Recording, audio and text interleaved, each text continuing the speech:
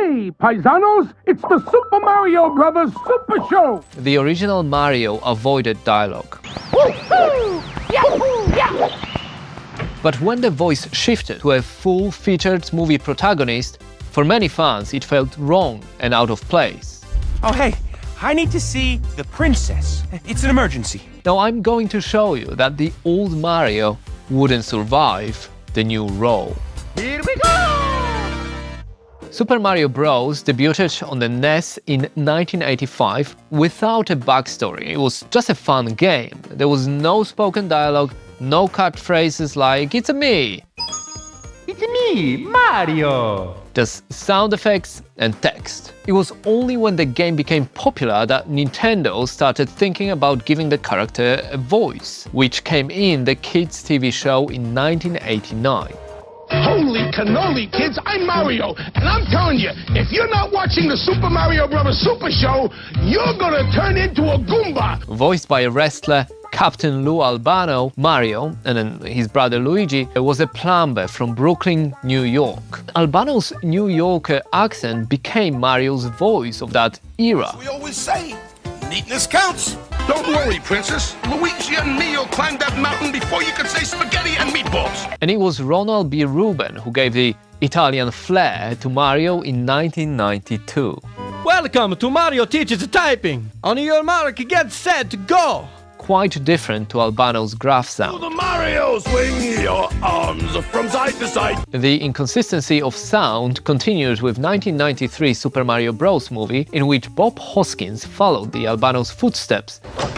The only thing miraculous I know is that we're still eating. Opting for a working-class Brooklyn voice rather than an Italian accent. Scapelli, they beat us to it again. Another lost job.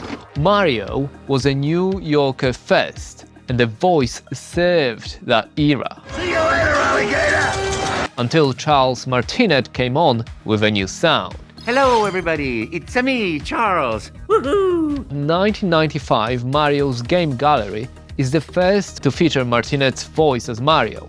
Mario's Game Gallery. An Italian plumber from Brooklyn rather than a New Yorker with Italian roots. I don't want to do something, if I'm going to be talking to people, that's gruff and mean to them, you know, or could be sort of like scary to children. Charles Martinet chose to do a stereotypical Italian accent, over the top and cartoonish. I said, hello, it's me, Mario. Okie dokie, let's make a pizza pie together. You go get some sausage. An instant hit.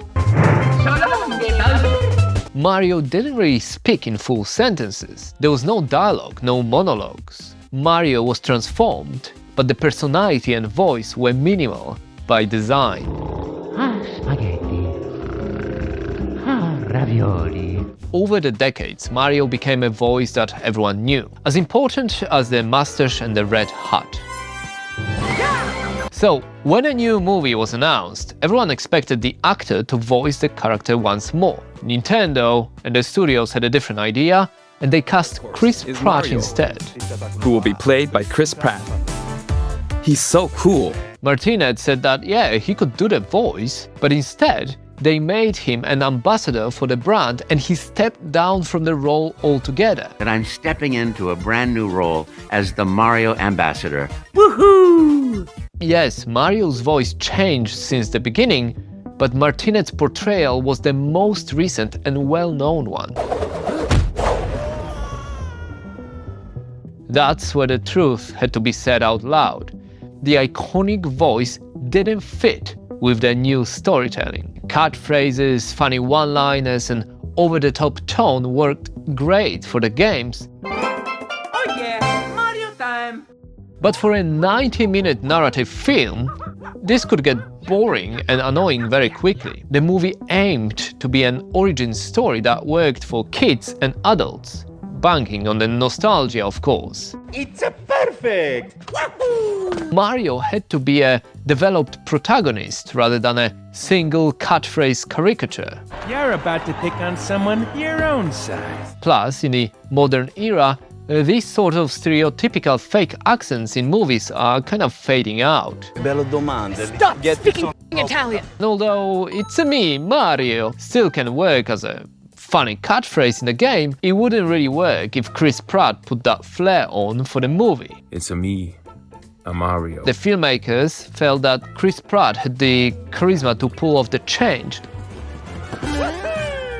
And what's funny is that they added a slight Brooklyn accent to the voice. Oh, not cool! Thus completing the arch and connecting back to the very early New Yorker Mario from the 80s.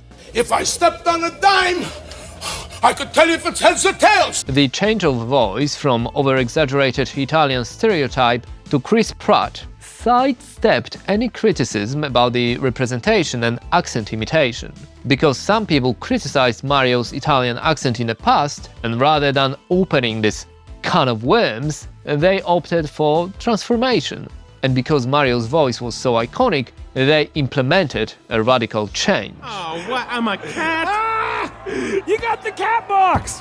Games and movies are very different formats. And while for the movies the producers opted for a safe Chris Pratt option, what would happen to the video game Mario after Martinet retired from the role after almost 3 decades? Well, Nintendo decided that it's better not to piss off the fans, and Kevin Afghani, the new Mario, followed in the Martinet's footsteps. Let's go! Wahoo! With the cartoonish, over-the-top Italian voice. Mario #1! Oh no! Nintendo split the voice to serve 2 different functions, a game character and a movie hero.